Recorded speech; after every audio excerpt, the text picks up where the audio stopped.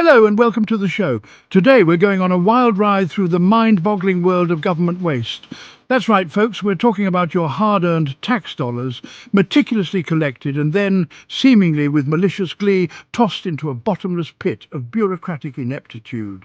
Get ready for some shocking revelations and hard-hitting truths, because we're about to expose the top 10 ways governments around the world squander your money on things that would make even a drunken sailor blush. From lavish palaces of bureaucracy to military parades that are more about spectacle than security, we're going deep into the belly of the beast.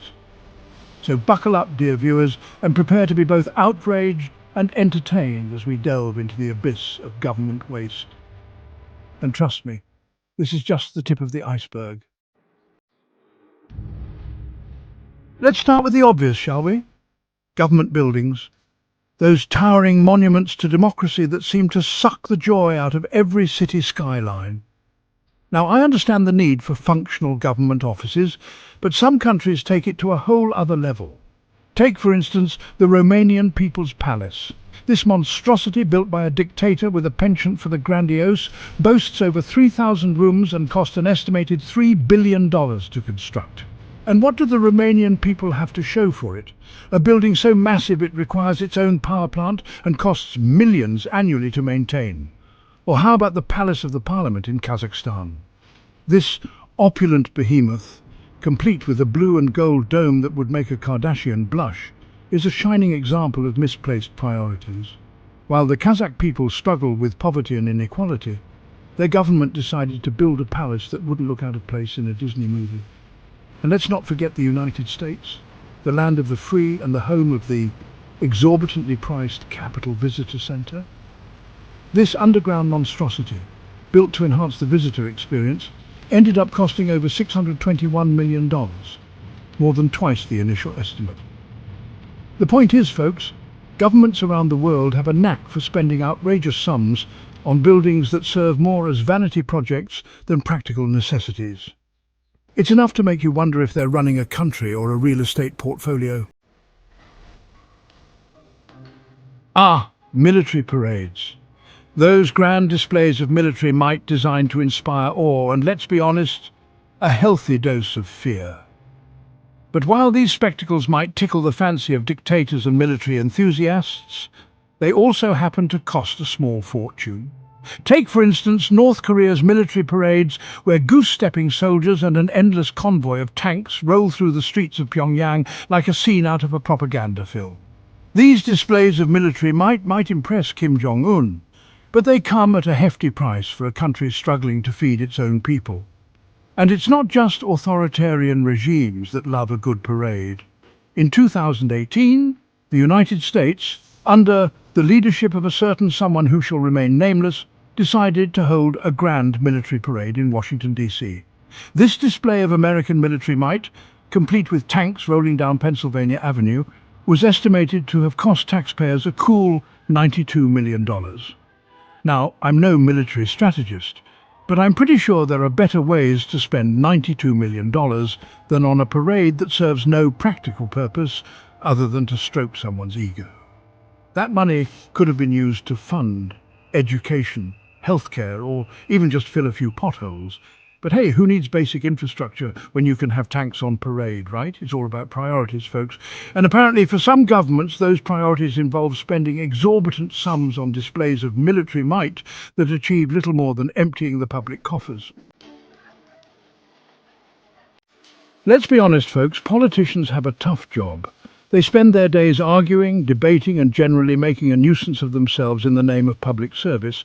But while some politicians might genuinely be in it for the greater good, others seem to be more interested in the perks that come with the job.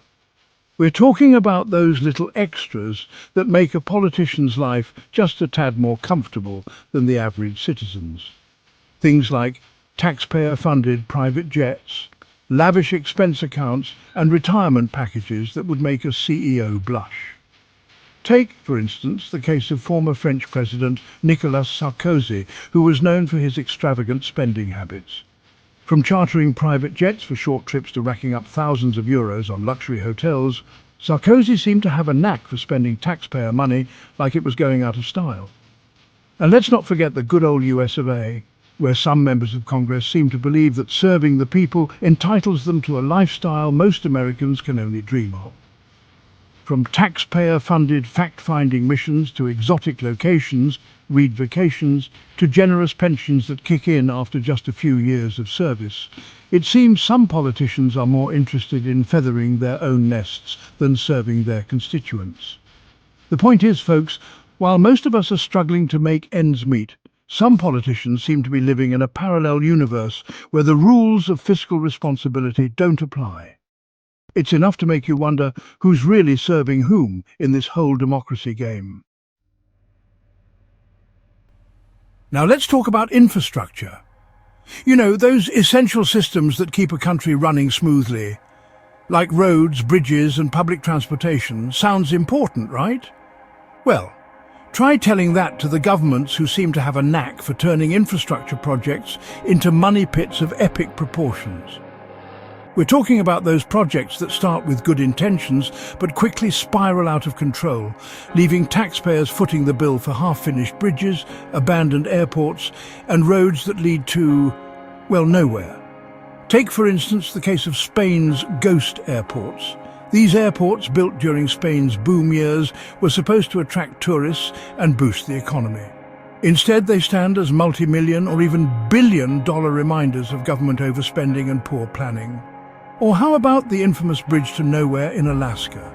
This $398 million bridge, championed by a certain earmark-loving senator, was supposed to connect the town of Ketchikan, population 8,000, to Gravina Island, population 50. The project was eventually scrapped after public outcry and accusations of pork barrel spending. These are just a few examples of the countless infrastructure projects around the world that have gone off the rails, wasting billions of taxpayer dollars in the process. It's enough to make you wonder if anyone in charge actually knows what they're doing.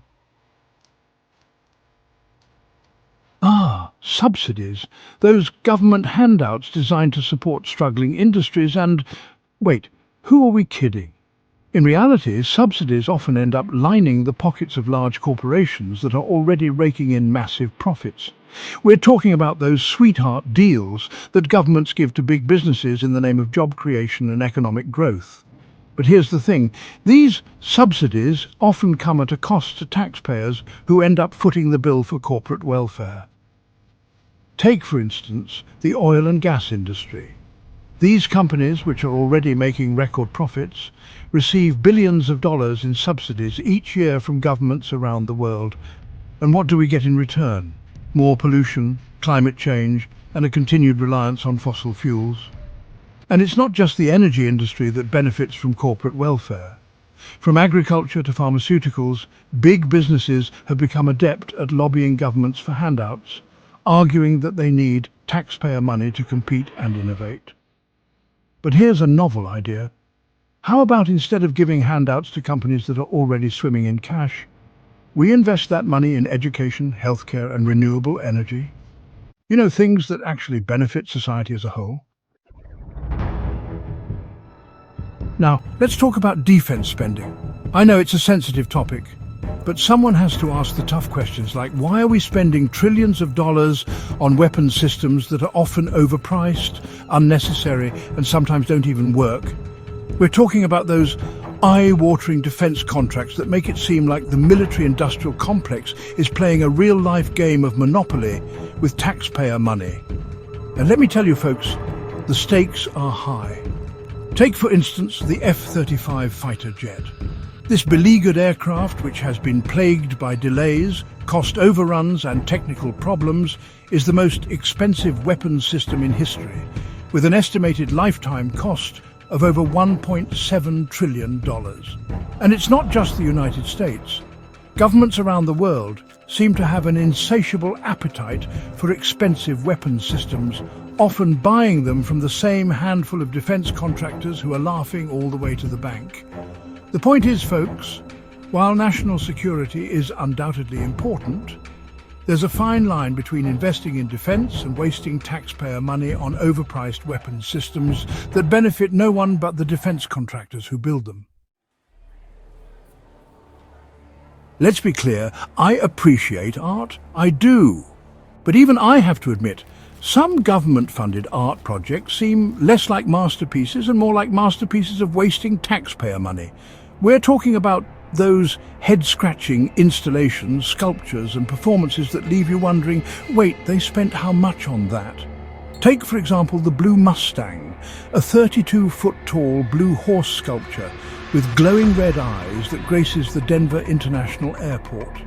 This majestic steed, nicknamed Blucifer by locals, ended up costing taxpayers over twice its original budget, clocking in at a cool $1 million. And who could forget the Cloud Gate in Chicago? This iconic bean-shaped sculpture, affectionately known as the Bean, is a popular tourist destination. But its $23 million price tag raised eyebrows, with some questioning whether a giant reflective bean was the best use of public funds. Look, art is subjective, but when governments are spending millions on pieces that leave the public scratching their heads, it's fair to ask whether those funds could have been put to better use. Travel, it's the lifeblood of politicians, or so it seems. But while some travel is undoubtedly necessary for government officials to do their jobs, some politicians seem to treat taxpayer money like their own personal travel fund. We're talking about those first-class flights, five-star hotels and lavish meals, all charged to the public dime. And let's not forget those fact-finding missions to exotic locations that often seem suspiciously like vacations in disguise. Take, for instance, the case of a certain UK Member of Parliament who billed taxpayers over £3,000 for a trip to Mauritius to attend a conference on sustainable tourism. I mean, I'm all for sustainability, but a £3,000 trip to a luxury island resort seems a bit excessive, don't you think? And it's not just politicians. Government officials at all levels seem to have a penchant for racking up eye-watering travel expenses, often with little regard for the public purse. From lavish conferences to unnecessary junkets, it seems some government employees view travel as a perk of the job rather than a necessary expense. The point is, folks, while some travel is undoubtedly necessary, there's a difference between travelling for work and treating taxpayer money like your own personal travel agent. Let's be honest, bureaucracy gets a bad rap, and often for good reason, because, let's face it, government inefficiency is a tale as old as time. It's the paperwork that never ends, the departments that can't communicate, and the processes so convoluted they seem designed by a committee of Kafka enthusiasts.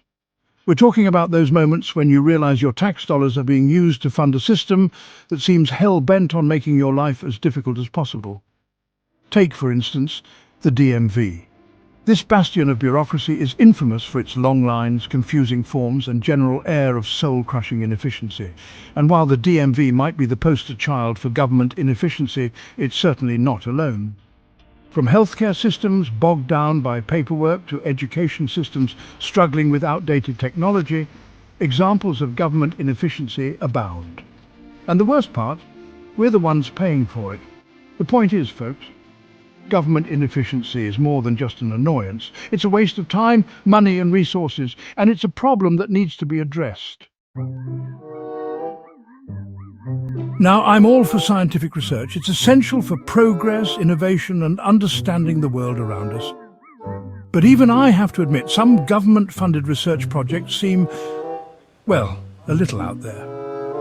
We're talking about those studies with titles that sound like they were generated by a random scientific jargon generator. Studies that leave you wondering, wait, they got funding for that? Take, for instance, the study that investigated whether shrimp on a treadmill could, well, you get the idea. Or the study that explored the effects of giving ecstasy to, wait for it, octopuses. Now, I'm sure there's some scientific merit to these studies somewhere.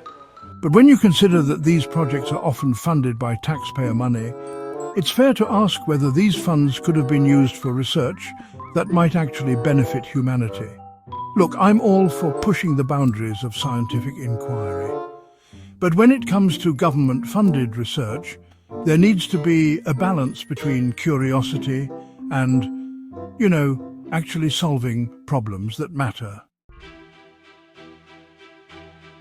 And there you have it, folks. The top 10 ways governments around the world waste your hard-earned money. It's enough to make you want to scream, cry, or maybe even start your own tax revolt. Of course, I'm not advocating for that last one, at least not publicly. But seriously, folks, government waste is a real problem. It's a betrayal of public trust, a drain on our economies, and frankly, it's just plain insulting. So the next time you see a news report about a government project gone wrong, an overpriced defence contract, or a politician living the high life on your dime, don't just shake your head and move on. Get angry, get informed, and demand better from your elected officials.